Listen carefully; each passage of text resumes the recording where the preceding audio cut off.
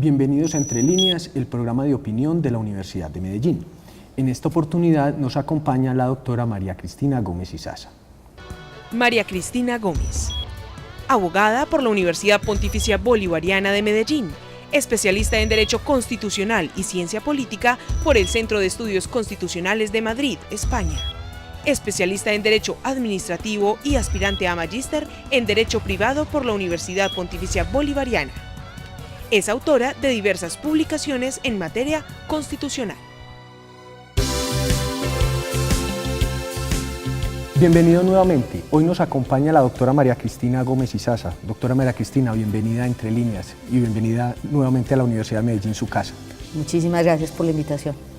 Doctora María Cristina, cuéntenos cómo fue el proceso de la séptima papeleta y la participación en el año 90. El proceso es visto desde la provincia como un proceso de apoyo a una idea o una proyección política que tuvieron las universidades privadas en Bogotá, particularmente la Javeriana, la Universidad del Rosario y posteriormente la Universidad Nacional de Colombia.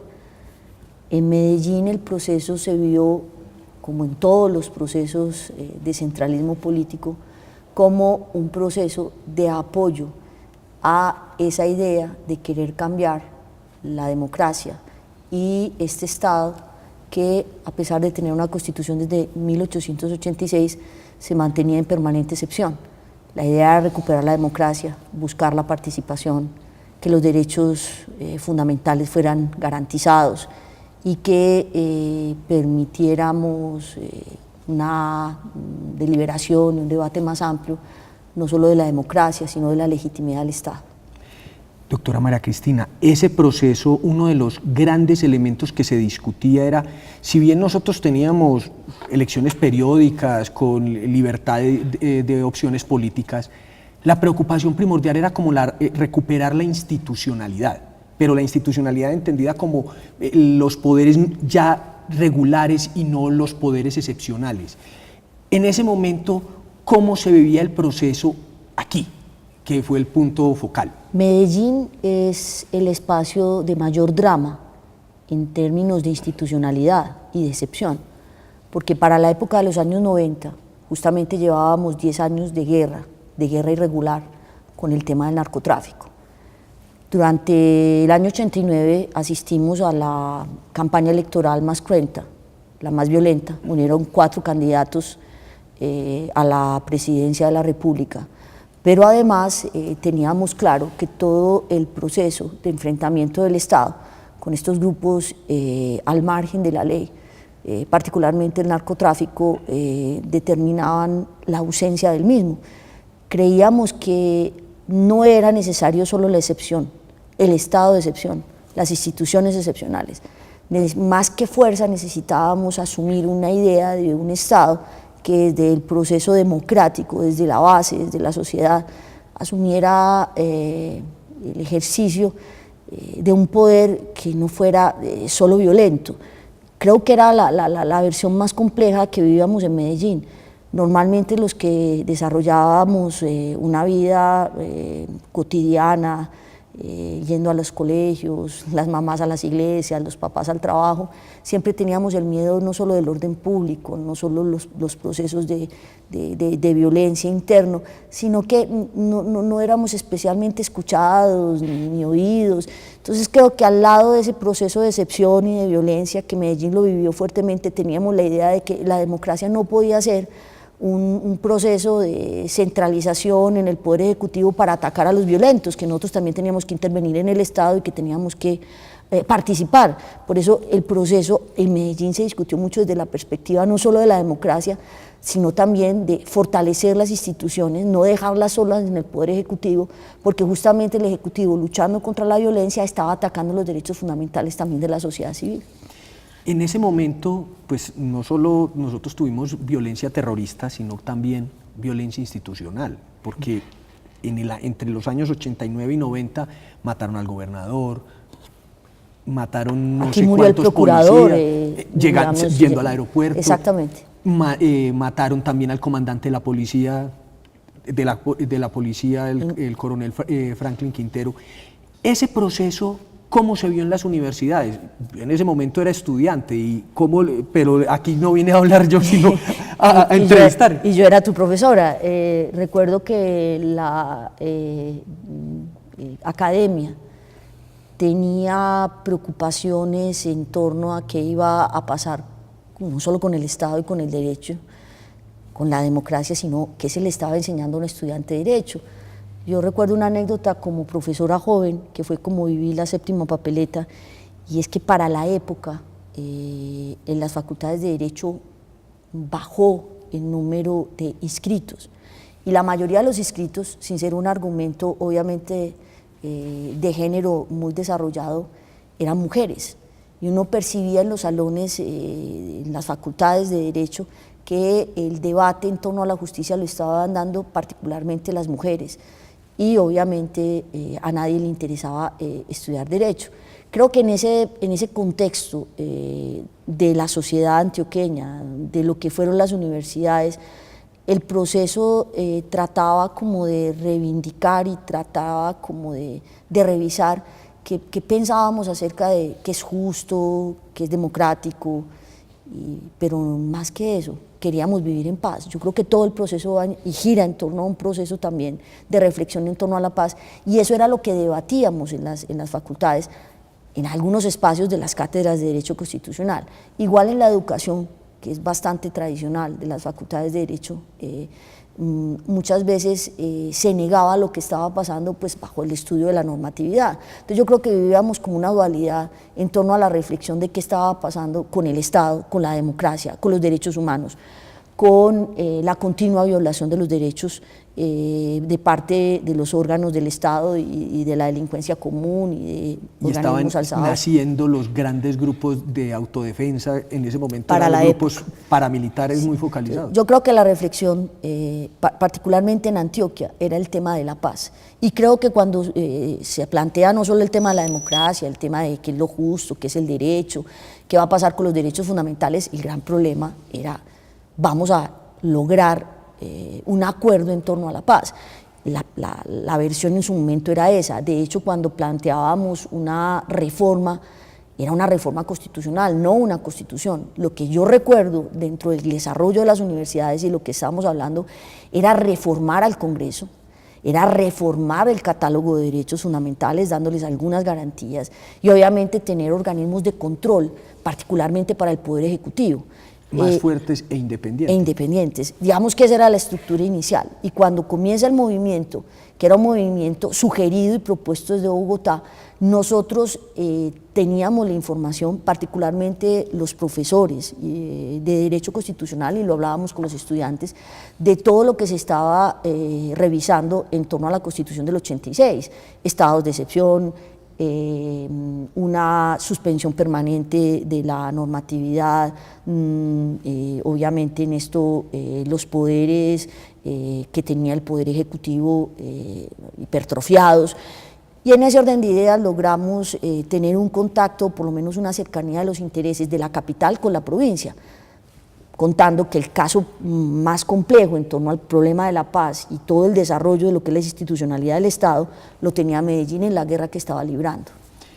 Doctora María Cristina, ahora vamos a ir a un corte, pero luego de quiero que hablemos un poco del proceso del surgimiento del movimiento aquí en Medellín, pero eso será después de unos breves mensajes institucionales, y ya regresamos a su programa Entre Líneas, el programa de opinión de la Universidad de Medellín.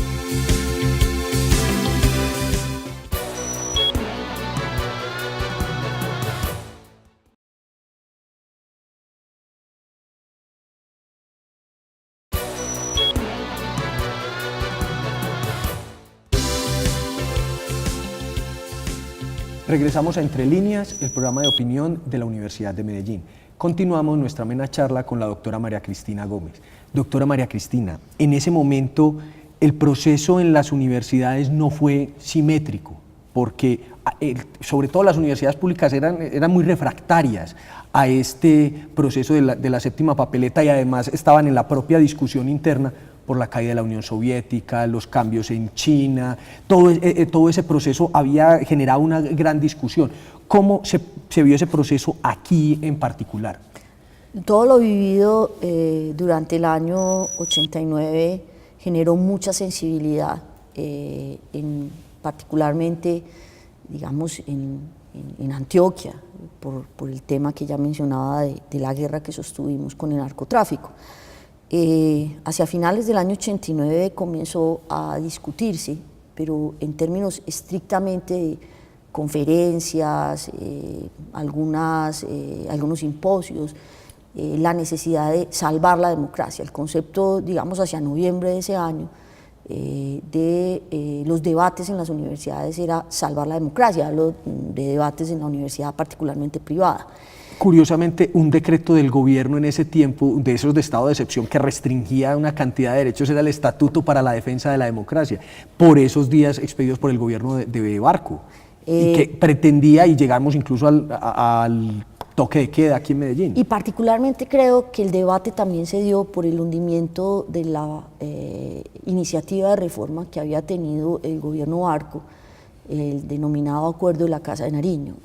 Cuando nos enteramos de eso, todos estábamos expectantes de una reforma que venía de la iniciativa del Poder Ejecutivo, con la anuencia de los partidos políticos. Para esa época, Pastrana, Borrero y Barco suscriben ese convenio, pero el proceso que fue liderado en un inicio por el gobierno Barco tuvo dentro del desarrollo de los debates la intromisión de lo que siempre hemos llamado micos, en este caso un proceso específico para evitar la extradición. Digamos que este es una de las dificultades que posteriormente se le van a endilgar al movimiento, que finalmente terminó haciendo lo que se quería negar con el hundimiento de la primera iniciativa de reforma constitucional. Todas las universidades comenzaron a hablar del tema de cómo salvar la democracia. Digamos, también se habló un poco de la búsqueda de la paz. En un inicio era, digamos, lo que uno sentía, pero no era relevante en el debate académico. La democracia pareciera el que se llevara en su principio como todo el análisis, y eso va a concitar que las universidades, sobre todo en Medellín, fueran, digamos, convocadas luego de la denominada Marcha del Silencio que va a haber en Bogotá con la Javeriana, el Rosario. La Nacional se va a unir mucho después, porque al principio del proceso no acuden de manera directa, y desde el momento de la marcha, estando acá en provincia, todos estamos muy pendientes de los procesos específicos del debate en torno a la reforma constitucional. Digamos que hacia el mes de febrero teníamos ya mucha información en torno a lo que se podría hacer para la propuesta de un movimiento estudiantil, un movimiento social que llevara a cabo una reforma a la Constitución. Teníamos dos opciones. Una, preparar un proyecto de acto legislativo que pudiéramos presentar al Congreso. Se discutió esa opción. La otra, y nos pedían a las universidades que apoyáramos en el análisis de ese famoso proyecto, la otra era convocar a una especie de referendo informal, en la medida en que se le iba a pedir a las personas que iban a votar por asambleas, consejos. Para esa época se iba a votar por alcaldes, la segunda elección popular de alcaldes. La consulta del Partido Liberal. La consulta del Partido Liberal, una papeleta más que dijera vamos a citar a una asamblea constitucional, para esa época se llamaba así, que reforme la Constitución en algunos aspectos como el Congreso, el tema de los derechos, la participación democrática. De las dos opciones, el debate comienza a darse ya particularmente en cafeterías, en los corredores de las universidades. Las facultades de Derecho tuvieron mucho que ver en unir al movimiento estudiantil, porque no fue solo de las facultades de Derecho. Hablarle a los estudiantes de las universidades privadas, que generalmente siempre han estado al margen del proceso político, fue muy interesante. Para esa época yo era una profesora joven, acababa de egresar y era profesora de la Facultad de Derecho de la Bolivariana. la idea era recuperar la democracia y ya sí buscar la paz, digamos que eran los dos elementos centrales. Para ese momento, cuando ya se decide de parte de Bogotá y de quienes eran sus ideólogos, Fernando Carrillo, profesor de la Javeriana, uno de los visibles, y Luis Carlos Áchica en el Rosario, se comienza a hablar ya de ese referendo y la estrategia era entregar en los puestos de votación donde se estaban congregando los posibles electores una papeletica blanca y el símbolo era tener una camiseta blanca. Entonces nos fuimos organizando entre todos, los recursos para la fotocopia de la papeleta eran propios, absolutamente democráticos, cada quien se financia cada su cual fotocopia. financiaba las papeletas que podía entregar y ya el proceso se da para el mes de marzo en una versión informal en torno a la entrega de una papeleta. Y el único miedo que teníamos como movimiento, particularmente lo que hablábamos entre todos, era si nos iban a ayudar los jurados de mesas a contabilizar la votación o no. Y ya la registraduría había dicho que no había problema si estaba o no estaba, que no anulaba la elección, Que que no era el anulaba la peligro, que era elección. el miedo que tenían los partidos. Y Digamos que eso nos dio como el espaldarazo, pero no teníamos claro si íbamos a tener la certeza, por lo menos de que la votación iba a tener los votos suficientes, que dieran algún tipo de legitimidad al movimiento.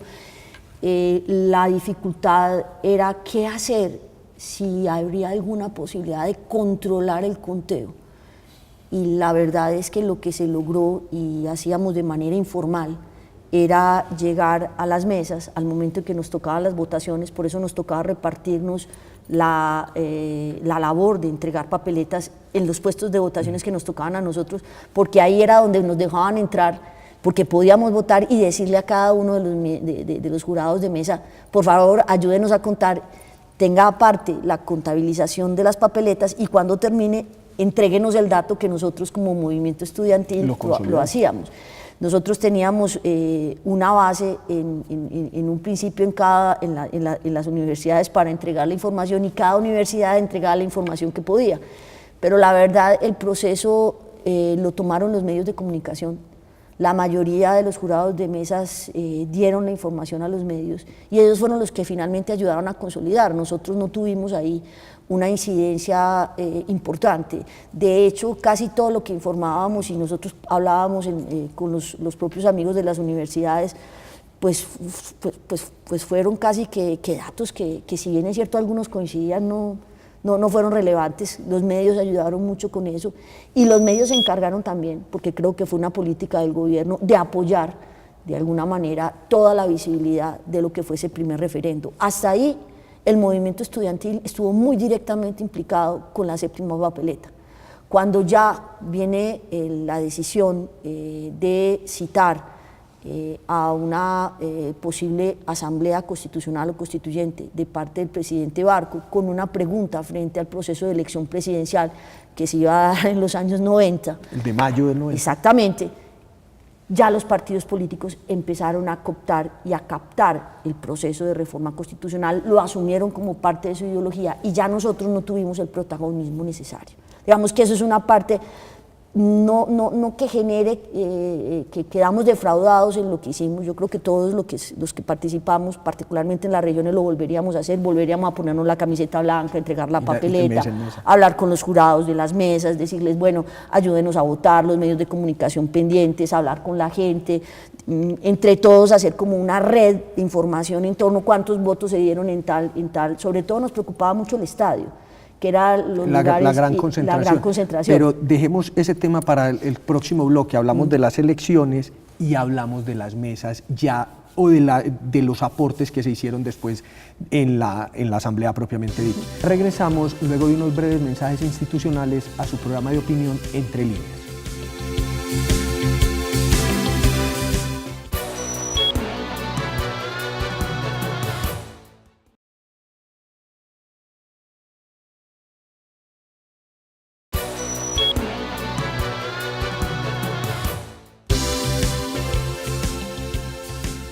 Regresamos Entre Líneas, el programa de opinión de la Universidad de Medellín.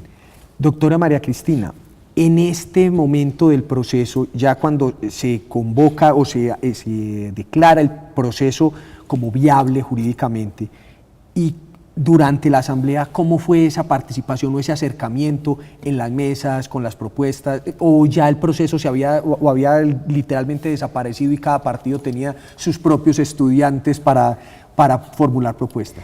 La verdad, el proceso ya no tuvo el protagonismo del movimiento estudiantil. Los partidos políticos asumieron que era lo que quería el pueblo, una reforma constitucional. La preocupación ya de ellos era establecer si era una asamblea constituyente o una asamblea constitucional, y en un inicio pues parecería que era la distinción no de tipo semántico, sino que la constituyente podría cambiar totalmente la constitución, digamos sustituirla por otra, en la expresión de nuestra corte actual, o si era simplemente una reforma particularmente al tema del Congreso y a la justicia, que eran, digamos, la justicia regional que existía en ese momento, la justicia sin rostro. La justicia, que era digamos, la parte más grave. Los partidos se encargan de ir asumiendo todo el proceso de reflexión y de debate, y para evitar, digamos, quitarle la base social, nos llaman a mesas de trabajo, particularmente en la alcaldía.